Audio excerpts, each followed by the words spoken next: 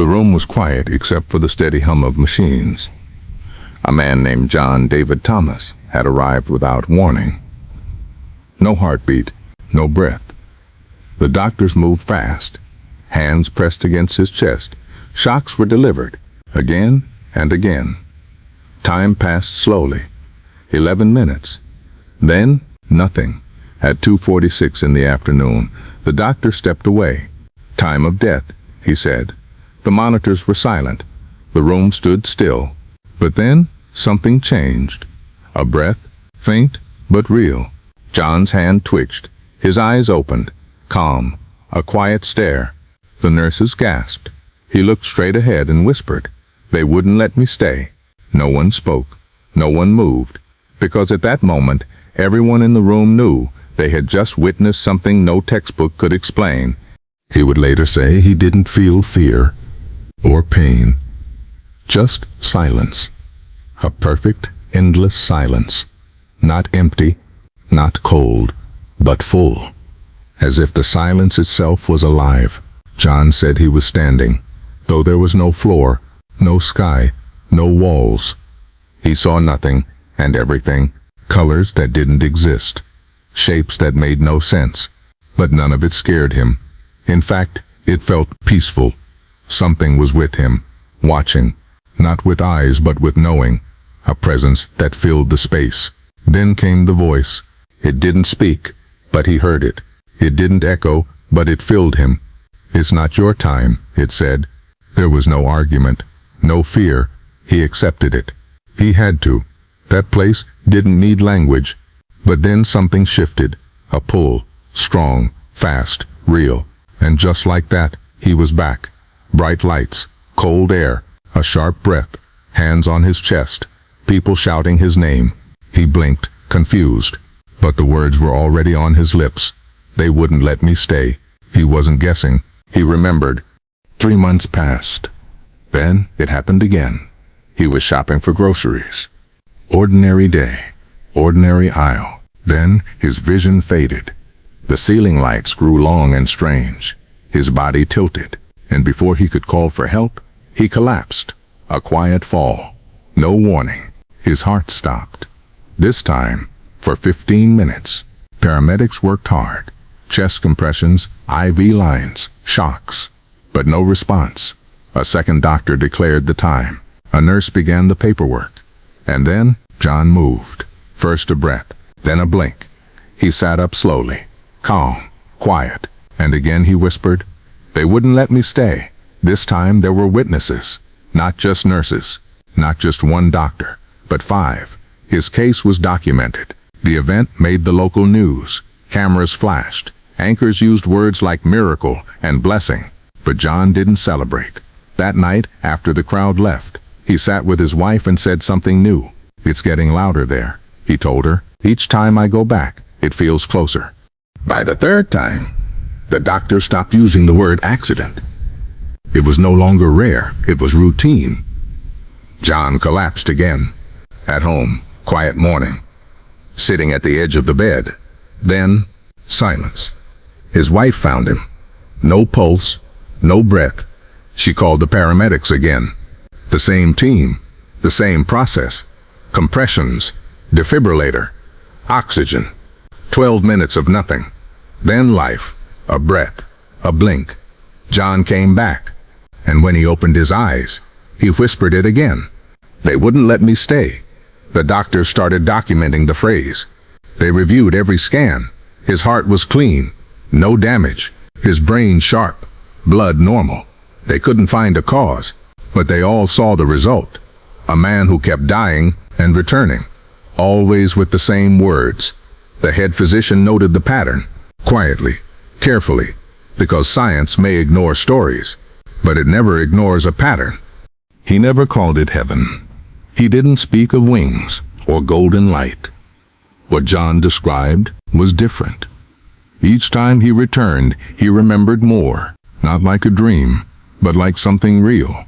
He saw a place, vast, endless, no floor, no sky, just color, flowing and slow, no sound, yet full of meaning.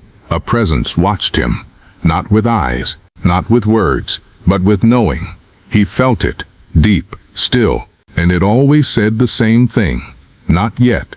On his third return, something was different. The place was brighter, the silence heavier. John felt something waiting, not dark, not warm, just there, waiting. He told the doctors. Some smiled politely, others took notes, but one nurse listened. Her hands didn't move, her eyes didn't blink. She had seen too much to laugh at this.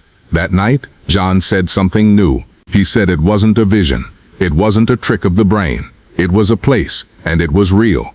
Word of John's experiences began to spread, not through headlines, but in hushed conversations. Nurses paused longer near his door. Doctors stayed after rounds. They watched quietly. Then, it happened again. John flatlined. No pulse, no breath, cold monitors and still air. Then, like before, he came back, eyes wide, breathing deep. His first words, "I heard you thinking." That changed everything. The staff no longer shrugged. They recorded every moment, watched every line on every screen. Tests followed. MRIs, brain scans, blood work, everything normal. No sign of damage, no medical reason he should be alive. But he was, again. One surgeon said, "We're watching a ghost in reverse." And John? He smiled like he already knew. From then on, they didn't just care for him, they studied him. He had become something more than a patient. He was a mystery, still unfolding.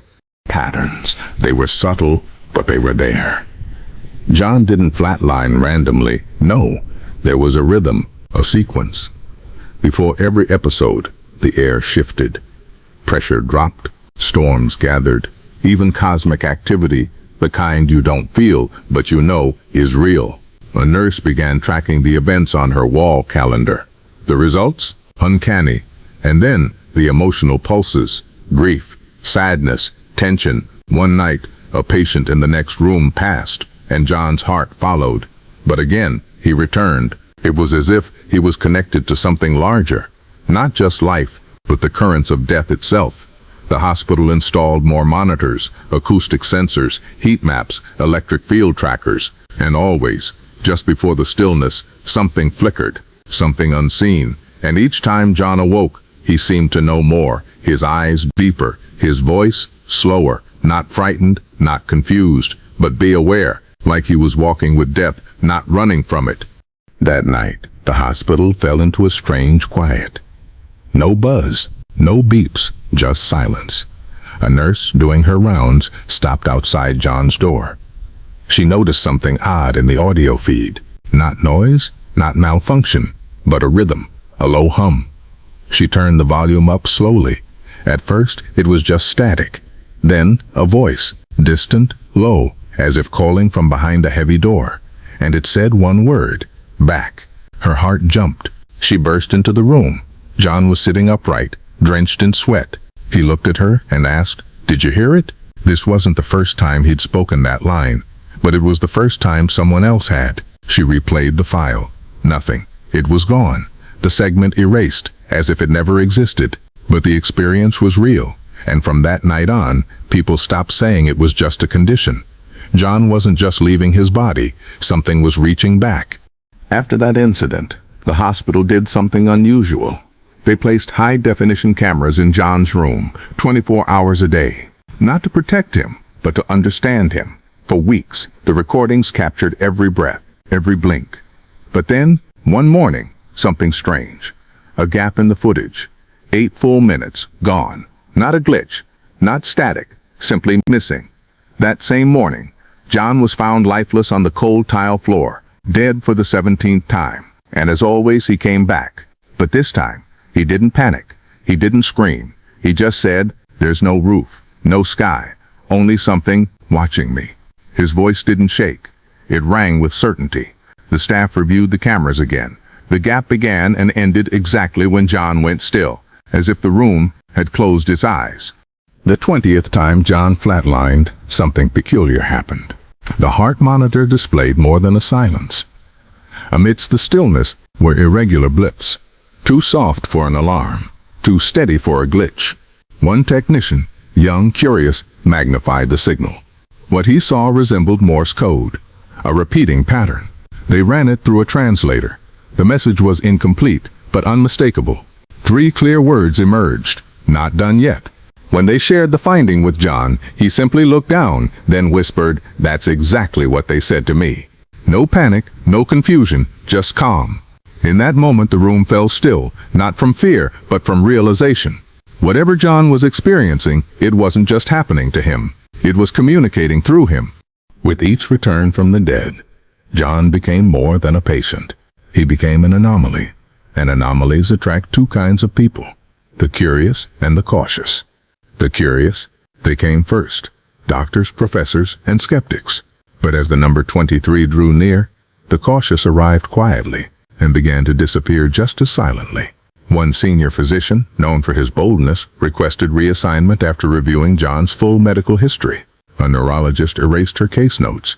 Another, when pressed, simply said, "It's not science anymore, it's something else." There were no articles, no reports. But inside the hospital, whispers replaced data. Interns were warned not to be alone with him. A sterile room became a sealed vault. John, still breathing, was now being treated like a door to somewhere no one dared open. And then, the silence. 14 months passed without a single event. No sudden drop, no gasp, no machine screaming in panic. John lived like a man between storms, grateful but bracing. He planted flowers. He read poetry. He laughed at old jokes with trembling confidence. Yet deep in his eyes, the storm still hovered. In one moment of quiet, he handed a nurse a piece of paper, a note scribbled in shaky handwriting. It read, "Something's waiting. I feel it. It doesn't need to chase me anymore. I've slowed down enough." Some called it recovery. Others called it peace. But for those who had watched him die and return, it felt more like an intermission, eerie and unfinished. It returned on a day wrapped in complete normalcy. A grocery store, the soft hum of refrigeration, the squeak of cartwheels, and John standing in the frozen aisle, staring at bags of peas. When his breath caught, his fingers curled, his knees buckled, the world dimmed. A fall, not violent, just sudden. When medics arrived, they found a body that had forgotten its rhythm. 47 seconds passed before life returned. When his name lit up on the hospital board, there was a collective pause, the kind you feel in your bones. One nurse, trembling, said quietly, "He shouldn't be here again." But there he was, and this time, the dance between life and silence had a sharper edge, like time itself was running out.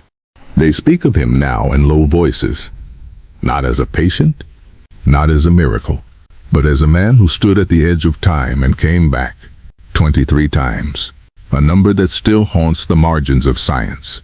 His records, stored in locked drawers, are more legend than file now. Doctors reread them in silence. Students study them with wide eyes. Yet no one has truly explained him. And perhaps that's what makes John timeless. He was proof that some people don't follow the same clock the rest of us do. He faced silence more than most of us will in a lifetime, and still chose to keep living. When his heart finally rested for the last time, there were no alarms, no monitors, just peace, as if the universe had finally said, "You've done enough." And maybe he had.